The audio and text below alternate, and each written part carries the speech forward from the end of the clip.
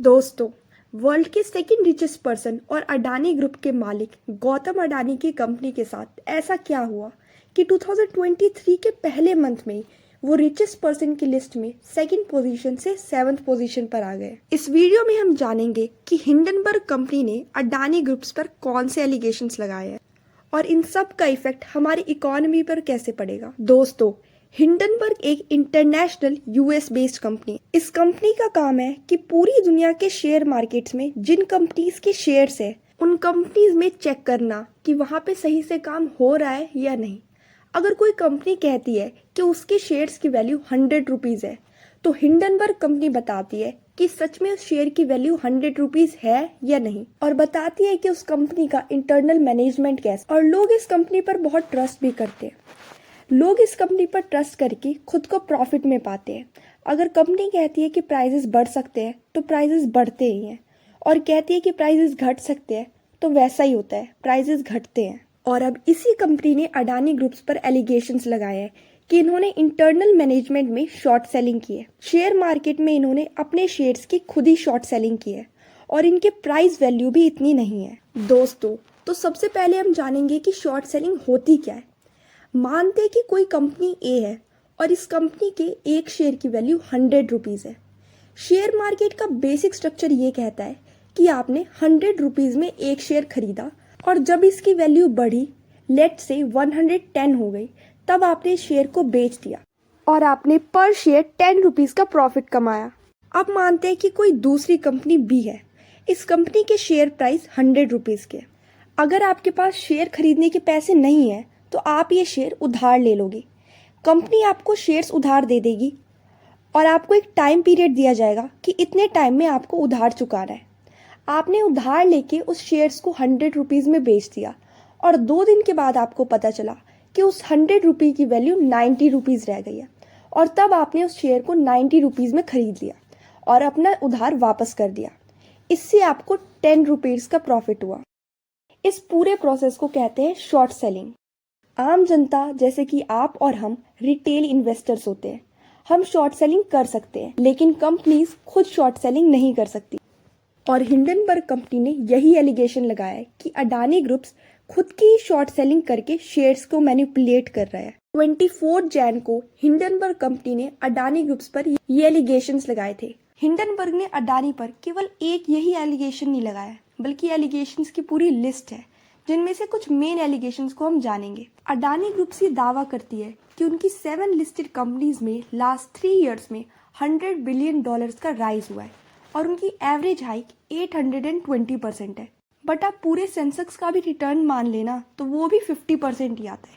तो अडानी की कंपनी ने ऐसा क्या किया जो पैंडेमिक के टाइम भी, जहां सारी कंपनीज लॉस में जा रही थी, वहां अडानी की इतनी मार्केट वैल्यू बढ़ गई। रिपोर्ट में ये भी लिखा है कि अडानी की कंपनी के 22 की मेंबर्स में से 8 मेंबर्स उनकी फैमिली में से है। और प्रॉब्लम ये है कि अगर फैमिली स्टॉक्स को रिमोटली कंट्रोल कर रही है तो अडानी ने इसे फाइंडिंग्स में डिक्लेयर क्यों नहीं किया, उन्हें अलग एंटिटी क्यों बताया। अडानी ग्रुप्स पर यह भी एलिगेशंस हैं कि उन्होंने मॉरिशस और कायमन आइलैंड जैसी जगहों पर बेनामी कंपनी बिठाई हुई है। फेक एक्सपोर्ट और इंपोर्ट बिल्स भी बनाए हैं। हिंडनबर्ग के अकॉर्डिंग मॉरिशस में 38 ऐसी एंटिटीज है जिसका कोई बिजनेस सेटअप नहीं है, लेकिन मिलियंस ऑफ डॉलर्स वहां से कंपनी में इन्वेस्टेड है, जिसको गौतम अडानी के बड़े भाई विनोद अडानी कंट्रोल कर। दोस्तों, सबसे सरप्राइजिंग बात यह है कि अडानी ग्रुप्स के एमडी राजेश अडानी को डायमंड ट्रेडिंग के फ्रॉड में डायरेक्टोरेट ऑफ रेवेन्यू इंटेलिजेंस ने अरेस्ट किया था और तब भी उसे कंपनी का मैनेजिंग डायरेक्टर बनाया गया। 2007 में सेबी ने एलिगेशंस लगाए थे कि रतन पारेख की हेल्प से अडानी ग्रुप्स ने अपने स्टॉक्स की वैल्यू बढ़ाई थी। दोस्तों, अडानी की 7 कंपनीज में अप्रॉक्स 600 सब्सिडीज है, जो कि independent auditor Shah Dhandharia company audit करती है। और वो कंपनी इतनी छोटी है कि उसकी खुद की वेबसाइट भी नहीं है। यहाँ सबसे बड़ा सवाल ऑडिटर्स पर ही उठता है। अडानी ने मार्केट से बहुत सारा पैसा उठा रखा है और उसके बाद भी अपने शेयर्स के बदले उन्होंने लोन उठा रखा है। इन शॉर्ट, लोन लेकर कंपनी बनाई, लोन लेकर शेयर प्राइस इंक्रीज किए और इसी इंक्रीज प्राइस पर फिर से लोन लिया। और इस पूरी सिचुएशन को डेट फ्यूल ग्रोथ कहते हैं, जिसमें एसेट से ज्यादा डेट की वैल्यू हो जाती है। और इसके बाद अडानी ग्रुप के शेयर्स के प्राइस 21.29% से डिक्रीज हो गए हैं और कंपनी को ऑलमोस्ट 5.5 लाख करोड़ का लॉस हुआ है। गौतम अडानी, जिनकी नेट वर्थ $150 बिलियन थी, अब घटकर $92.7 बिलियन हो गई है और अब वो वर्ल्ड के सेकेंड रिचेस्ट पर्सन से 7th रिचेस्ट पर्सन बन गए हैं। इन सब के बाद standard and exchange board of India Adani groups पर इन्वेस्टिगेशन स्टार्ट कर सकती है। लास्ट ईयर अडानी ग्रुप्स ने अंबुजा सीमेंट और एसीसी को एक्वायर कर लिया था।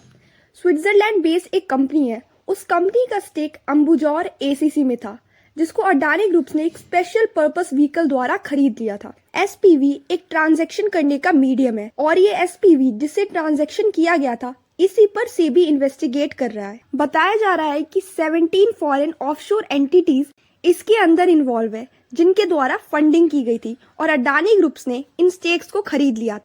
और अब सेबी हिंडनबर्ग द्वारा दी गई रिपोर्ट को भी अपनी इन्वेस्टिगेशन में शामिल करेगा। दोस्तों, इन सभी के बीच जो सबसे बड़ा कंसर्न बना हुआ है वो है एलआईसी और एसबीआई को लेकर। कई सारे पब्लिक सेक्टर बैंक्स जैसे कि एसबीआई और पीएनबी, उन्होंने अडानी ग्रुप्स को लोन दिए हैं और अगर अडानी ग्रुप्स गिरती है तो पब्लिक का पैसा भी डूबेगा, क्योंकि ये बैंक्स लोगों के पैसे से ही कंपनीज को लोन देती है। ऐसे ही एलआईसी के पास जो लोगों से पैसे आते हैं वो उस पैसे को अलग अलग जगह इन्वेस्ट करता है और एलआईसी ने बहुत सारा पैसा अडानी ग्रुप्स में इन्वेस्ट कर रखा है। एलआईसी ने जितना पैसा इक्विटी खरीदने में लगाया है उसमें से 8% पैसा अडानी ग्रुप्स में लगाया है। एलआईसी का अडानी एंटरप्राइजेज में 4.23%, अडानी पोर्ट्स में 9.14%, अडानी ट्रांसमिशन में 3.65%, अडानी ग्रीन में 1.28%, अडानी टोटल गैस में 5.96% की शेयर होल्डिंग है। कांग्रेस पार्टी के लीडर ने कहा है कि एलआईसी के 74,000 करोड़ अडानी ग्रुप्स में लगे हैं और इसी से पता चलता है कि अडानी ग्रुप्स के बहुत शेयर्स एलआईसी के पास है। तो अगर अडानी ग्रुप्स गिरती है तो ये पैसे भी डूब सकते हैं।